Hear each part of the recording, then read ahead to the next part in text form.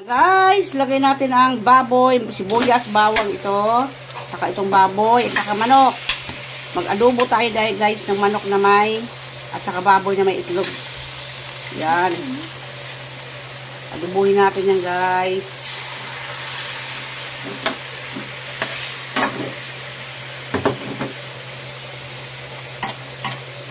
Takpan muna natin yan. Lagyan natin yung laurel saka paminta guys. Ayan. Lagyan natin saka magic. Mamaya na yung toyo. Ano muna natin, medyo ipa-brown muna natin yan. Lagyan natin ng magic guys. Ayan. Mamaya na itong toyo saka suka. Halo-halo natin muna.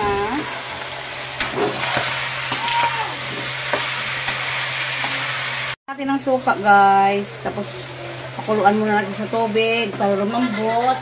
Saka itong toyo, yan, tanggalin ko na dito sa itlog para mapakinabangan yan. Kunting toyo lang guys para sa ating adobo.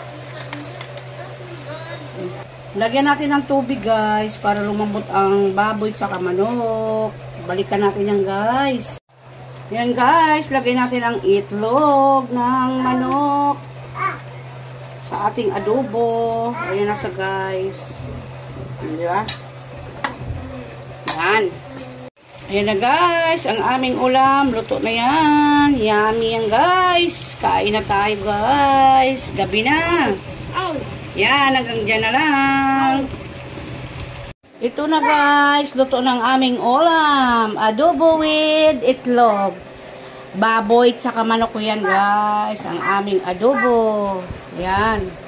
Kainan na tayo guys.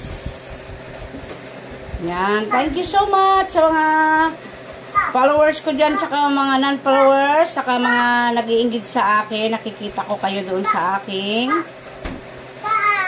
Tinitingnan ko kayo doon kung sino talaga nag-iinggit sa akin. Thank you so much po. God bless sa atin lahat ng followers. Thank you. Thank you sa support nyo guys. God bless.